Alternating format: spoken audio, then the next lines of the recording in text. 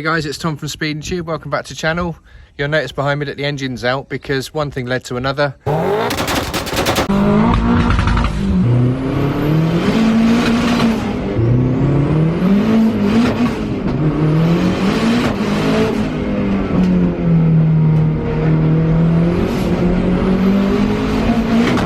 Give the engine a bit of a refresh. Got the Powerflex bushes to fit, power steering rack and all the other bits. So pulled everything out. I haven't changed the ball joints on this for about 3 or 4 years.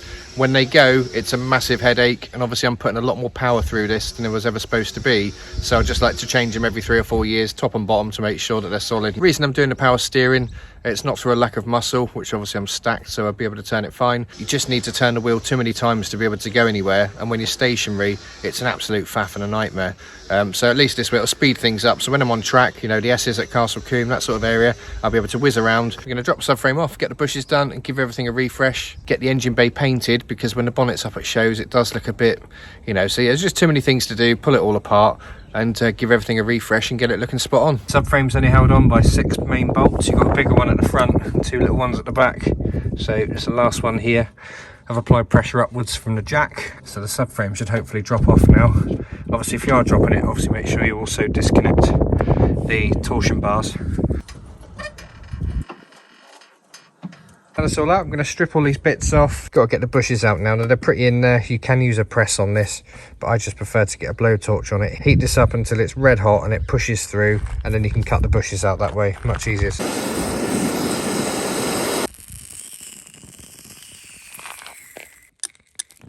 Just leave it out so the bush goes through.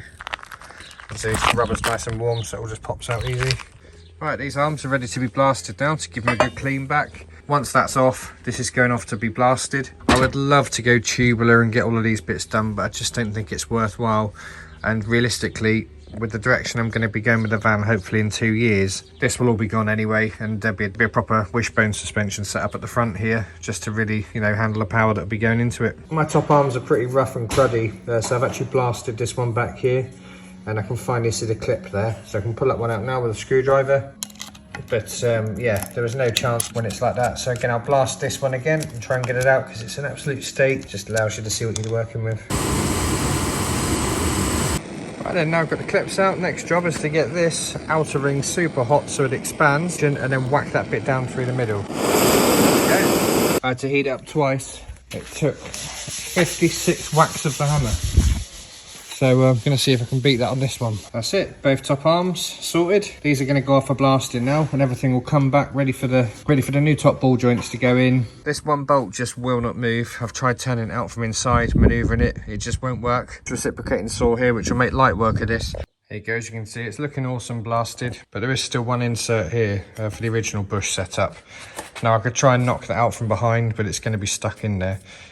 So I think the quickest way for me to get that out is just going to be to use the reciprocating saw, take the tension out with a slice in the middle, and then just pop it out and curl it over. There we go, so just a little bit of a cut in the middle.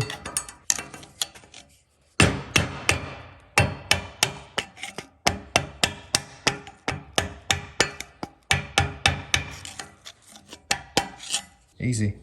Just in there. Now I can give us a little blast in here now in the machine here. Get some paint on and then whack the bushes in tomorrow. And start reassembling everything. It's pretty cool. There you go, all blasted, ready for paint. I'm gonna slap some paint on these. These are all cast irons, so I don't need to worry about these going anywhere. You know, they'll outlive me, these things, probably. I've got some of these M10 threaded nuts, tool ones from Tool Station. They weren't much money. I'm just gonna sit one on each corner of the subframe, just underneath there. The reason for this is where the under tray is going to sit. There'll be a threaded bar with a big washer each side that will hold the under tray in place. Just off the back of the subframe, and then of course going forward there'll be another support at the front. Now I've got those welded on the corners, just going to whack some hammerite on, get it all black, get it protected. Right guys, exciting times. The subframe's painted. I've also got my lower arms and top arms painted, and also dug out the 27mm front anti-roll bar to go on now. Also just painted the brackets as well so they can go on. They're going to go on with the Powerflex bushes there. Now whilst I had the arms and the subframe off, it's one of those jobs that's just so much easier to get everything, you know, in one go. I've got myself some Powerflex bushes for both top and bottom. Right, there's the front set. So I'm just going to take the rear set out now. So now I'm just going to lube these up inside to make sure it's all nice and slippery and there's plenty of ability for them to move, just using the lube provided. knocking the metal bits through with a rubber hammer, and then that bit just bolts down. And on this side again, same, just lube it up. It's got a little slot in it, so just lube up the outside, lube up the inside so it's all nice and free, and then bolt it down. That anti-roll bar now is solid in there, which is good, so I'm just going to finish tightening this one up and pop this one over there for now, and start looking at getting those top ball joints in. The fronts are all done, just need the top ball joints pressing in now by the boys over at VW Connections. Now the rears on here are slightly different. So the rear ones have got the bushes here for each side, but you've also got some machined aluminium inserts just to tighten it up and replace the bit that you saw me knocking out earlier. So you've got an aluminium machine sleeve that goes in the back. You'll see here it's flat on the front face, but on the rear face you'll see there's a little chamfered edge, and this one just slots into there and gets tapped in with a hammer, so it's a nice tight fit. That is nice and tight. Top arms are back from Steve and Steve.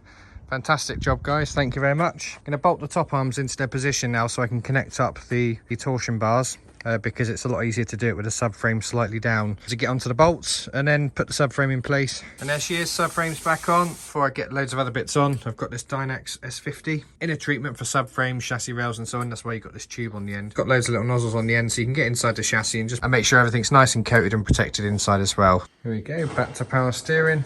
Putting brand new tie rods and track rod ends on everything. All the bushes are switched over. Okay, the lower arms in. Right, here we go. The hubs are back from Steve.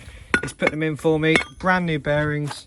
I've got brand new top and bottom ball joints. And the guys at VW Monkeys, they stock everything there, which is really handy.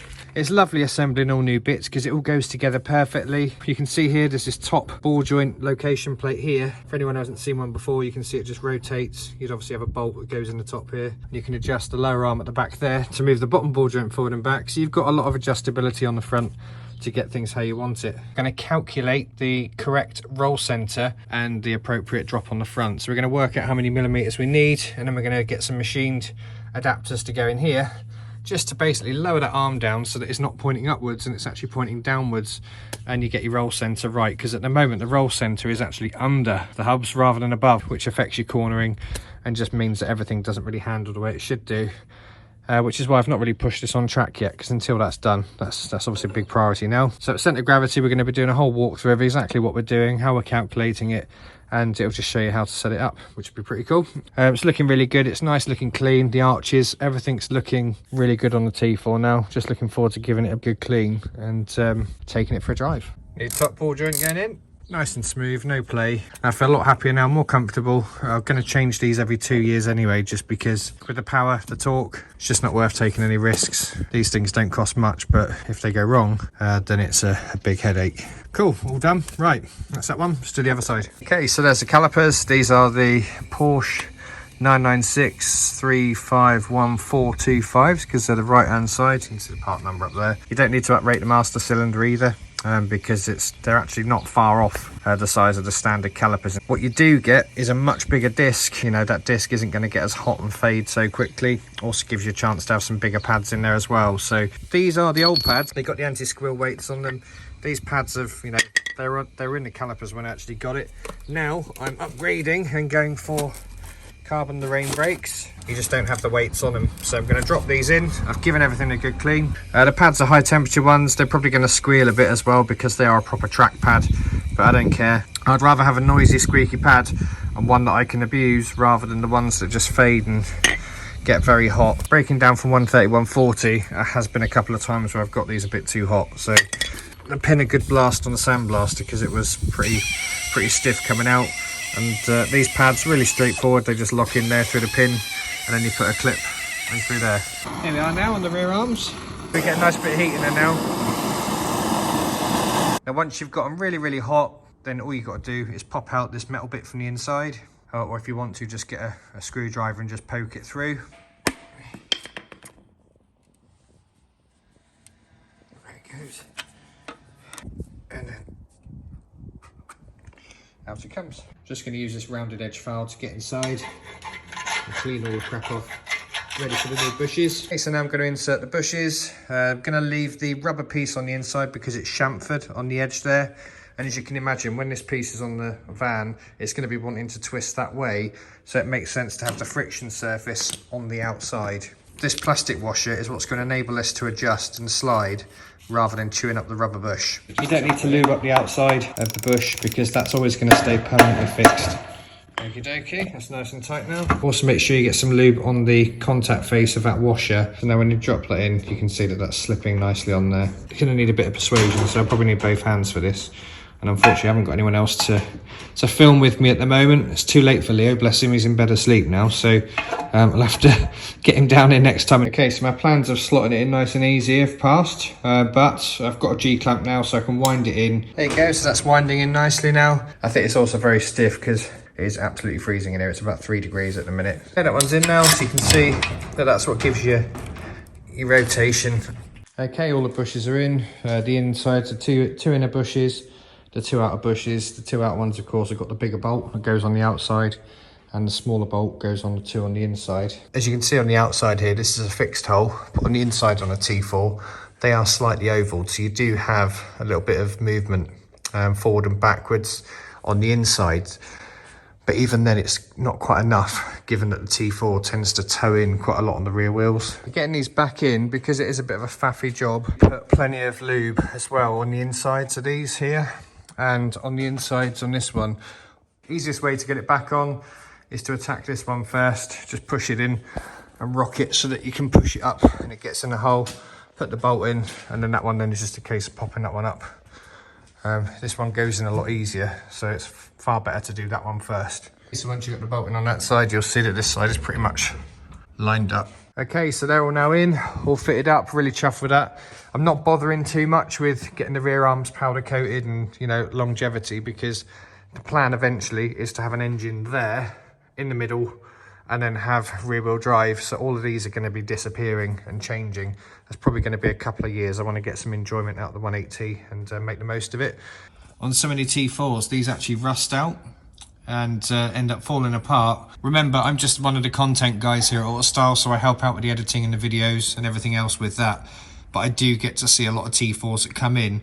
Thankfully, underside of mine, you know, we've really taken care of it. But these bits here, these actually really rust, and we see this coming quite a lot. Ant has actually now come up with a new product that actually fits in here. Now you can get a rear trailing arm housing, all fresh, brand new holes, all done up on CAD. Saves you having to get body cuts from somewhere, saves on loads of time. This just welds in and you're off, you're good to go, and then bolt everything up again. Get it wax orbed, and I'll put a link in the description to where you can get these from. But how cool is that? Hey, right, we're nearly there. After stripping it off, I noticed that these top suspension pads are absolutely knackered. It doesn't really make sense to invest money in geometry when I've got pads like that are going to be throwing everything out. Powerflex also do an 8mm replacement to replace those ones. Now when I do get it all dialed in, there's going to be no flex or play in this. I mean, they're absolutely knackered. Look at them.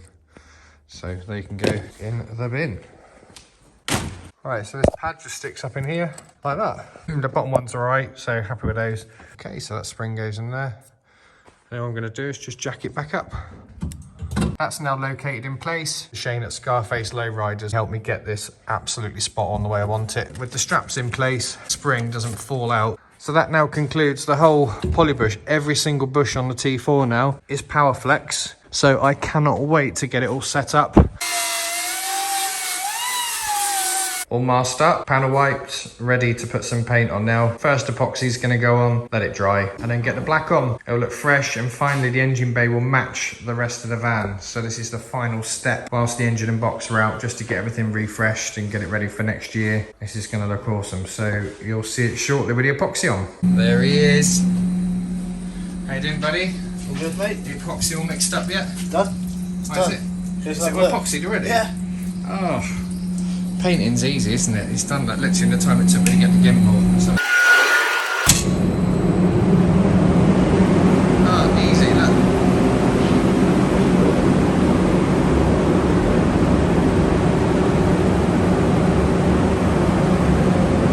Well then guys, Kev has absolutely smashed the paint job. Look at this.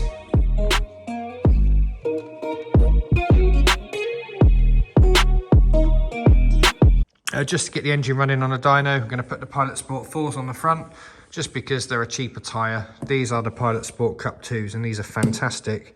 We're going to whack these on the back for now, just so that when I'm running it in on a dyno, I can use these tyres here because tyres do tend to take a bit of a battering on a dyno under all the load and wear. And track tyres don't really like being on a dyno anyway. So yeah, I'm going to stick these on the front and get her back down on the ground, and then it's a case of finishing off the O2M gearbox mounts and everything else. There's a few little tweaks and adjustments, and then once the engine's running, she's going up to decimal temps on a nice little road trip just to get the methanol and everything sort of dialed in on the map, and then hopefully enjoy it for a couple of years before pull the 182 and put an engine in the middle. Can't wait.